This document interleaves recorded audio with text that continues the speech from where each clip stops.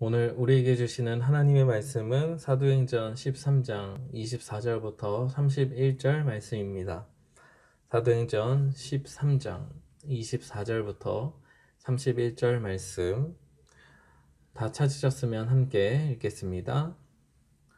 그가 오시기에 앞서 요한이 먼저 회개의 세례를 이스라엘 모든 백성에게 전파하니라. 요한이 그 달려갈 길을 마칠 때에 말하되 너희가 나를 누구로 생각하느냐. 나는 그리스도가 아니라 내 뒤에 오시는 이가 있으니 나는 그 발의 신발끈을 풀기도 감당하지 못하리라 하였으니, 형제들아, 아브라함의 후손과 너희 중 하나님을 경외하는 사람들아, 이 구원의 말씀을 우리에게 보내셨거늘 예루살렘에 사는 자들과 그들 관리들이 예수와 및 안식일마다 외우는 선지자들의 말을 알지 못하므로 예수를 정죄하여 선지자들의 말을 응하게 하였도다. 죽일 죄를 하나도 찾지 못하였으나 빌라도에게 죽여달라 하였으니 성경에 그를 가리켜 기록한 말씀을 다 응하게 한 것이라. 후에 나무에서 내려다가 무덤에 두었으나 하나님이 죽은 자 가운데서 그를 살리신지라. 갈릴리로부터 예루살렘에 함께 올라간 사람들에게 여러 날 보이셨으니 그들이 이제 백성 앞에서 그의 증인이라. 아멘. 우리 성도님들과 함께 선포하시겠습니다. 믿음대로 됩니다. 말하는 대로 됩니다. 기도하는 대로 됩니다. 사도행전 13장은 베드로에게서부터 이제 바울로 초점이 옮겨지고 있습니다. 지금까지는 베드로의 모습이 주로 등장했다면 13장에서부터는 바울이 복음을 전하는 모습이 자주 나타납니다.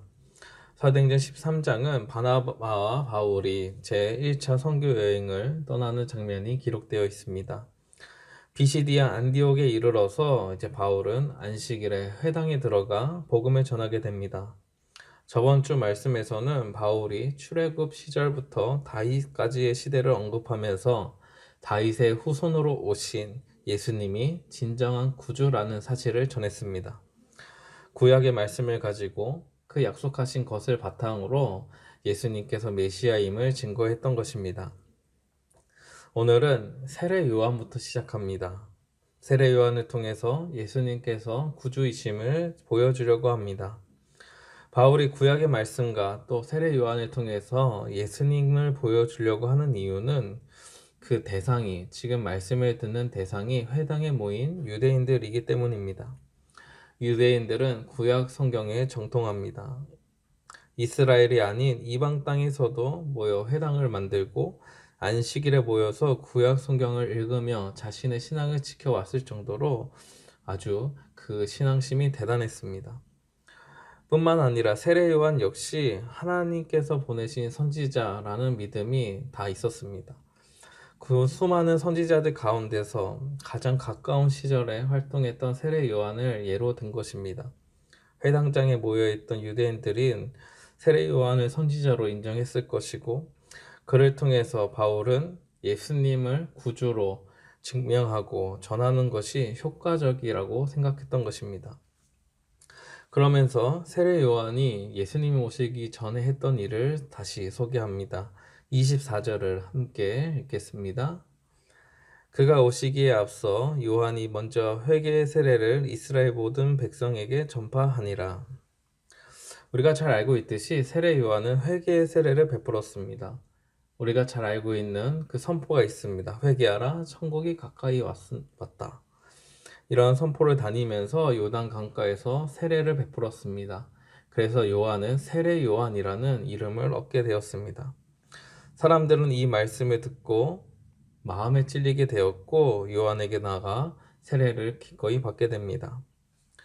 즉, 세례 요한의 선포를 통해서 회개하라는 이 말씀을 통해서 죄를 깨달은 자들이 회개하고 돌아오고 용서받게 되었단 그런 의미가 담겨 있습니다. 그러하기에 회개의 세례라고 표현하고 있습니다. 그러면 세례 요한이 이러한 사역을 감당했던 이유는 무엇일까요? 그것은 세례 요한의 사명은 예수님의 길을 준비하는, 예비하는 그러한 목적이 있었기 때문입니다. 예수님이 어떠한 사역을 하시는 분인지, 어떠한 일을 앞으로 하실지를 미리 보여주는 사역과 같습니다.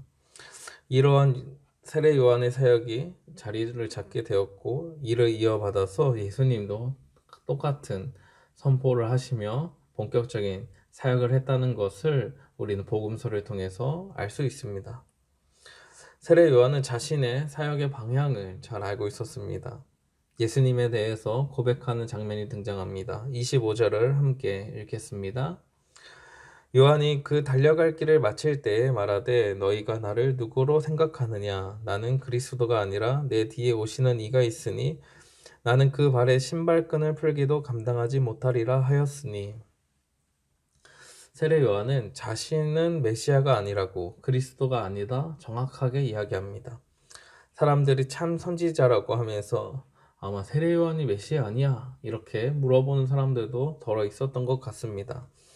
하지만 세례 요한은 자신의 사명은 내 뒤에 오시는 참된 메시아인 그리스도 예수님을 위한 것임을 분명히 지적하고 있습니다. 자신은 예수님의 신발끈을 풀기도 감당하지 못한다. 이런 고백을 합니다. 철저하게 자신을 숨기고 낮추고 있습니다. 예수님이 오시면 이제 자신이 달려갈 길 역시 이제 마무리가 된다는 것 역시 알고 있었습니다. 예수님께서 진정한 회개의 세례를 베풀어 주실 것을 믿고 있었습니다. 많은 이들은 세례 요한을 존경하고 있었지만 세례 요한은 예수님 앞에서 자기는 아무것도 아닌 존재이고 다만 예수님의 구원 사역을 위해 그 길을 예비한 것뿐이라는 마음이 담겨 있었습니다.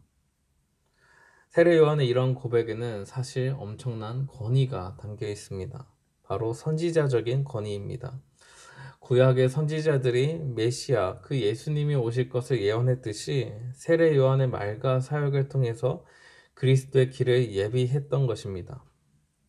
그리고 이것은 하나님의 뜻과 섭리가 있었음을 보여줍니다. 26절을 함께 읽겠습니다. 형제들아, 아브라함의 후손과 너희 중 하나님을 경외하는 사람들아, 이 구원의 말씀을 우리에게 보내셨거늘. 그런데 지금 바울은 구약의 선지자들과 또 세례 요한을 통해서 하나님의 뜻이 예수님을 통해서 이루어졌다는 것을 증명하고 있습니다. 하나님께서는 구약의 선지자들을 통해 예언하시고 또 세례 요한까지 사용하셔서 그 마지막까지 그 길을 예비하셨습니다. 그러니까 이러한 사역들을 통해서 유대인들이 듣고 생각해야 되는 것은 무엇입니까? 하나님이 예수님을 보내셨다. 그 예수님을 보내시기 위해서 구약의 선지자들을 예언하게 하셨고 또 세례 요한을 보내셔서 그 길을 예비하게 하셨다는 생각이 점점 들게 될 것입니다. 바울은 특별히 26절에서 예수님을 구원의 말씀이라고 지칭합니다. 하나님께서 말씀을 통해서 천지를 창조하셨듯이 그 말씀을 통해서 죄인을 구원하시는 모습을 분명히 보여줍니다. 그 구원의 말씀을 보내셨습니다. 누구에게 보내셨습니까? 이 아브라함의 후손, 즉 하나님을 경외하는 자들에게 보내셨습니다.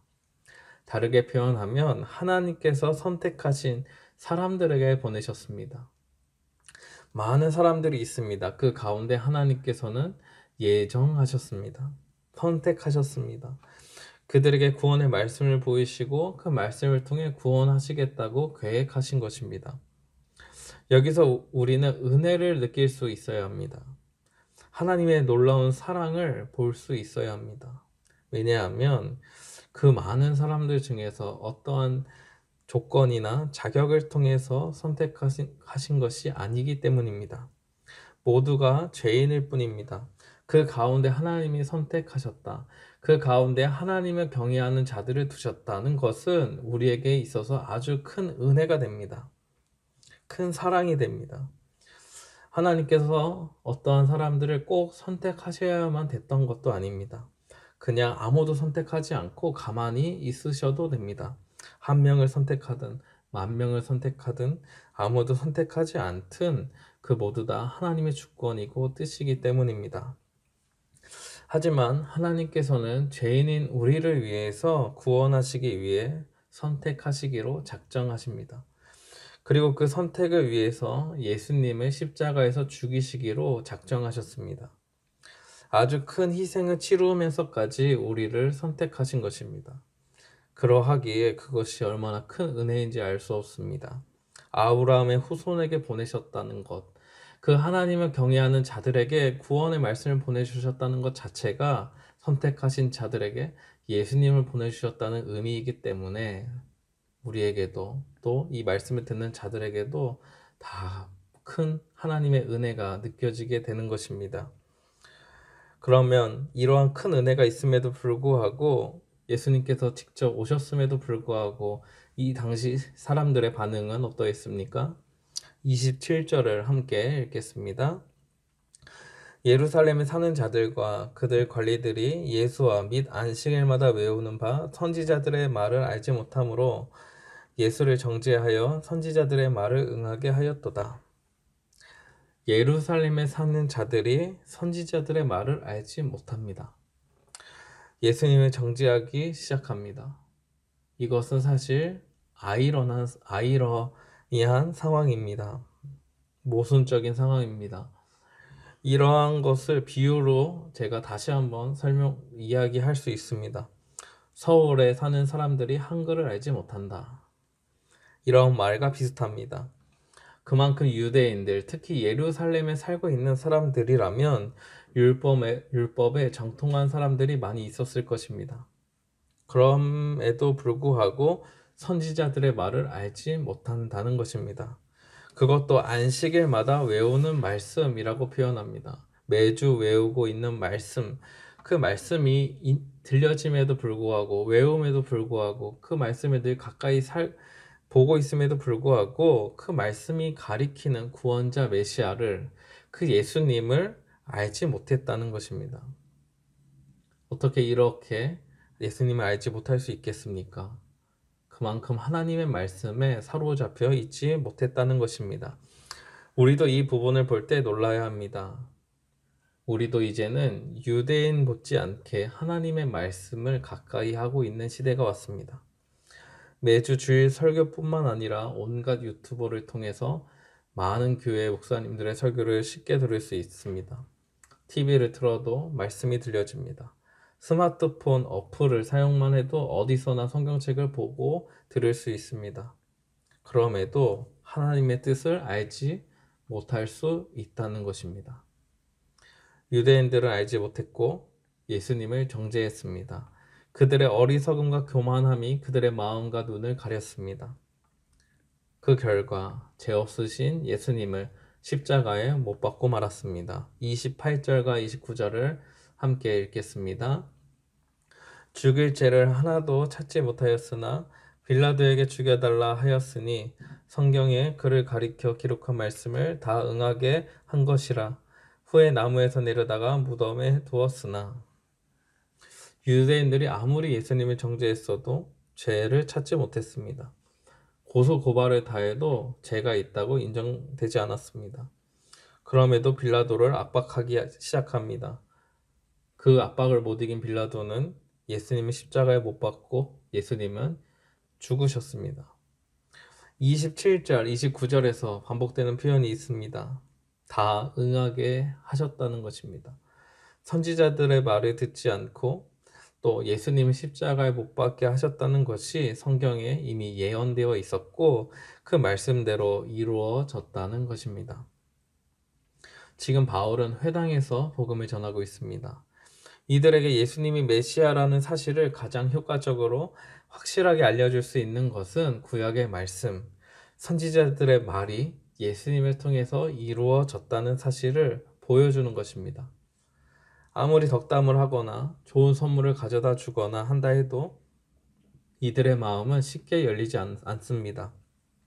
뼛속까지 유대인들이기 때문입니다. 이들에게 있어서 가장 큰 영향력을 갖고 있는 것은 구약과 선지자들의 말이기 때문입니다. 바울은 자신의 생각으로 복음을 전하는 것이 아니다라는 것 역시 보여주고 있습니다. 철저하게 성경에 근거해서 복음을 전합니다. 바울의 말이 객관적으로 들리기 시작할 것입니다. 자신의 유익이나 욕심을 위해서 사람들을 현혹시키려는 의도 역시 없음을 보여줍니다. 성경이 말하고 있는 그 진리를 있는 그대로 정확하게 보여주고 있습니다. 바로 구약과 선지자들의 말을 계속 인용하고 그 예언이 이루어졌다는 것을 보여주고 있기 때문입니다. 그런데 사실 이대로 끝나선 안 됩니다. 이대로의 메시지로 끝났다면 조금 부족한 것이 있습니다. 십자가에서 죽으신 예수님의 이야기로 맞춰서는 안 됩니다. 나무에 죽으신 예수님은 하나님의 저주를 받으신 분으로만 여겨지기 때문입니다. 그러하기에 바울은 이제 예수님의 부활에 대해서 언급하기 시작합니다. 30절과 31절을 함께 읽겠습니다. 하나님이 죽은 자 가운데서 그를 살리신지라 갈릴리로부터 예루살렘에 함께 올라간 사람들에게서 여러 날 보이셨으니 그들이 이제 백성 앞에서 그의 증인이라. 하나님은 예수님을 살리셨습니다. 예수님 부활하시고 40일 동안 많은 사람들에게 몸을 보이셨습니다. 그리고 하늘로 올라가십니다. 이제 부활하신 예수님을 본 제자들이 주님의 증인으로 살아가고 있습니다. 사실 여기서도 증거는 나타납니다. 이 시대를 살아가고 있는 사람들, 예수님의 부활을 직접 경험하고 보고 그리고 예수님께서 하늘로 올라가신 것을 직접 본 자들이 바로 증인이 됩니다. 그게 또 증거입니다. 우리는 계속해서 사도행전을 지금 살펴보고 있습니다. 누가 예수님의 증인인가? 라는 질문을 계속 던지는 것 같습니다. 누가 예수님의 증인입니까? 우리 성도님들은 예수님의 증인으로 살아가고 계십니까? 성경에 나타났던 수많은 그 증인들처럼 오늘을 살아가고 계십니까? 오늘 본문은 예수님의 증인들에게 무엇이 필요한지 계속 보여주는 것 같습니다. 증인으로 살아가려면 무엇이 필요합니까? 바로 증거가 필요합니다. 증거. 다르게 표현하면 말씀에 대한 믿음이 필요합니다. 하나님의 말씀을 믿는 자들이 바로 증인으로 살아갈 수 있습니다. 반면 하나님의 말씀을 믿지 못하는 자들도 본문에 등장하고 있습니다. 이들은 말씀에 대한 믿음이 없는 것입니다. 그 증거를 받아들이지 못하는 것입니다. 그러하기에 주님의 증인으로 살아가지 못할 뿐입니다. 오늘날 우리들에게도 마찬가지로 적용해 볼 수 있습니다. 우리가 예수님의 증인으로 살아가느냐 할 때에 믿음이 있느냐 없느냐에 따라 달려 있습니다. 하나님께서 말씀을 통해서 수많은 증거들을 보여주셨습니다. 그 증거들을 받아들이는 믿음이 있을 때 베드로처럼 바울처럼 주님의 증인으로 살아가게 됩니다. 그 증거를 받아들이는 믿음이 없으면 예수님을 정죄하고 십자가에 못 박아 버리는 이런 어리석음에 빠지게 됩니다. 믿음이라는 것은 사실 우리의 이성을 잘 제어해 줍니다. 우리의 이성과 믿음은 정면적으로 대치되는 것이 아닙니다. 믿음을 가질 때 우리의 이성 역시 온전히 작동합니다. 하나님의 말씀을 받아들이는 이성으로 변화되는 것입니다. 그 말씀을 기준으로 생각하는 이성을 갖게 됩니다. 믿음이 있으면 비이성적이라는 생각, 이러한 생각은 위험합니다. 반대로 이성적으로 생각하는 것은 믿음을 무너뜨리는 것이다 라고 생각하는 건 역시 위험합니다. 이성도 생각하는 능력도 하나님께서 우리에게 주신 귀한 은혜이기 때문입니다. 믿음이 있을 때 우리는 온전한 이성으로, 건전한 이성으로 생각을 할 수 있게 되고 판단을 내리게 되는 것입니다. 오히려 믿음이 없으면 우리의 이성은 편협해지기 쉽습니다. 삐뚤어지게 되고 잘못 보게 되고 잘못 판단합니다. 성경을 보고도 말씀을 듣고도 그 뜻을 알지 못하고 깨닫지 못합니다. 심지어 예수님을 정죄하고 살아가도 그것을 대해서 거리껴하거나 죄의식이 없게 됩니다. 바리새인들처럼 서기관들처럼 자신들의 기득권을 지켰다고 이 세상에서의 삶, 살아가는 그 자리를 지켰다고 기뻐할 것입니다. 정작 자신들은 복음을 받아들이지 못했고 구원의 자리에서 점점 멀어지고 있음에도 불구하고 예수님이 죽었을 때 그들은 기뻐했습니다. 사랑하는 성도 여러분, 오늘날 우리들에게도 구원의 말씀, 그 증거는 주어져 있습니다. 이 말씀 앞에서 어떻게 하시겠습니까? 바울은 지금 회당장에서 선포하고 있는 것과 마찬가지입니다. 주님의 증인으로 살아갈 것인가? 아니면 예수님의 정죄한 무리처럼 살아갈 것인가? 이것을 묻고 있습니다. 하나님의 말씀을 믿을 것인가? 아니면 내 생각대로 살아갈 것인가를 묻고 있습니다. 오늘날 많은 성도님들은 하나님의 말씀이라면 아멘 합니다. 믿는다고 고백합니다. 하지만 정작 살아가는 삶 속에서는 그 믿음대로 살지 못하는 경우들이 많이 있는 것 같습니다. 이것은 우리의 뼈아픈 연약함이라 할 수 있습니다. 믿음대로 살아가지 못하니 주님의 증인답게 살지 못하고 결국 교회 안에 많은 문제들이 일어나게 되고 심지어 세상에서조차 빛을 잃어가고 있습니다. 어두운 세상을 밝혀야 될 교회들이 세상의 손가락질을 받게 되는 시대가 되고 말았습니다. 이러한 상황 가운데 그러면 우리는 어떻게 살아가야 되겠습니까? 무엇을 집중하며 살아가야 되겠습니까? 바로 하나님의 말씀입니다. 하나님 말씀을 가까이 하는 시간을 반드시 만들어야 합니다. 그 말씀이 나를 지배해야 합니다. 내 안에 가득 차서 내가 생각하는 것을, 내가 판단하는 것을 제어해야 합니다. 내 생각이 앞서지 않도록, 내 마음이 우선되지 않도록 철저하게 복종시켜야 합니다. 우리는 언제든지 하나님의 말씀보다 내 생각을 높은 자리에 둘 수 있습니다. 죄인의 본성은 제일 높은 자리에서 내 마음대로 하고 싶은 것이기 때문입니다. 하나님의 말씀까지도 우리 마음대로, 우리 멋대로 판단하고 싶은 것입니다. 코로나로 인해서 집에 있는 시간들이 많아졌습니다. 이럴 때 지혜로운 그리스도인이라면 하나님의 말씀을 가까이 할 때입니다. 이제는 바쁘다는 핑계도 하지 못합니다. 모임이 많아졌다는 핑계도 하지 못합니다. 그저 하나님을 만나야 할 때입니다. 이런 어려움, 이런 코로나가 주는 어려움, 많은 두려움들, 그것을 어떻게 이길 수 있겠습니까? 하나님의 말씀을 가까이 하고 그 말씀으로 충만해질 때 믿음이 우리 안에 굳건히 세워질 때 우리는 이겨낼 수 있습니다. 하나님과의 깊은 교제를 통해서 우리는 주님의 증인으로 온전히 세워질 수 있습니다. 코로나 바이러스는 우리의 삶에 막대한 영향을 주고 있습니다. 벌써 1년이 다 되어 가고 있습니다.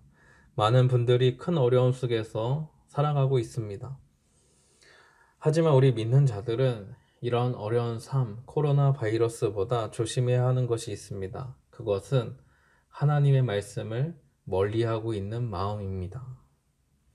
하나님의 말씀을 거부하고 있는 마음을 조심해야 합니다. 우리가 다시금 하나님 말씀으로 돌아가지 않는다면, 우리가 다시 하나님의 말씀을 붙잡지 않는다면 우리도 모르게 하나님의 말씀은 그저 우리의 삶의 들러리가 될 뿐입니다. 아무리 들려줘도 우리는 그 뜻을 알지 못한 채 그냥 살아갈 뿐입니다. 하나님의 말씀이 무엇인지 더 이상 궁금하지도 않고 더 이상 나에게 큰 의미로 다가오지도 않게 될 것입니다. 바울이 하나님의 말씀으로 채워졌습니다. 그리고 그 말씀을 가지고 회당장에서 복음을 담대히 전했습니다. 그러한 것처럼 우리도 하나님의 말씀으로 채워질 때입니다. 그 말씀이 인도하는 대로 살아갈 때입니다. 그 사실을 기억하시고 어떻게 해서든지 말씀을 붙들고 살아가는 저와 성도님들 되시길 기도드립니다. 기도하시겠습니다. 하나님 아버지, 우리의 생각이, 우리의 마음이 하나님의 말씀보다 앞설 때가 많이 있습니다. 하나님의 말씀은 어느샌가 우리의 삶의 들러리가 되어버린 것 같기도 합니다. 하나님의 말씀대로 살지 않아도 내 생각대로 살다 보니 성공하는 것 같고 내 마음대로 결정하다 보니 즐거운 삶을 살아가는 것 같은 이런 세상 속에서 살아가게 됩니다. 그러다 보니 하나님의 말씀을 가까이 하지 않아도 내 삶은 행복한 것 같은 이러한 위험한 상황에 빠지고 있는 것은 아닌가 생각이 들기도 합니다. 지금 코로나로 인해서 어려운 상황이지만 정말 우리가 무서워해야 하는 것은 하나님의 말씀을 멀리하고 있는 것, 그것을 두려워해야 합니다. 우리가 하나님의 말씀을 아무리 잘 안다 해도, 하나님의 말씀을 아무리 오랫동안 들어왔다 해도 우리가 하나님 말씀에 사로잡히지 않는다면, 구약에서 말씀하고 선지자들의 말을 통해서 예언한 예수님을 우리가 직접 본다 해도 우리 역시 그 예수님을 정죄하고 십자가에 못 박는 어리석은 자들에 불과합니다. 우리를 불쌍히 여기시고 우리에게 하나님 말씀으로 채워주셔서 하나님 말씀대로 말씀하신 그 예수님이 내 삶을 지배하게 하시고 그 말씀의 증거대로 우리들 믿음을 더하여 주셔서 우리가 주님의 증인으로 살아가는 데 부족함이 없도록 담대한 믿음을 가질 수 있도록 주님 함께하여 주시옵소서. 많은 어려움 가운데 있는 자들 우리 하나님 불쌍히 여기시고 주님의 사랑으로 붙들어 주시고 또 2021년에도 주님 우리를 은혜로 인도하여 주시옵소서.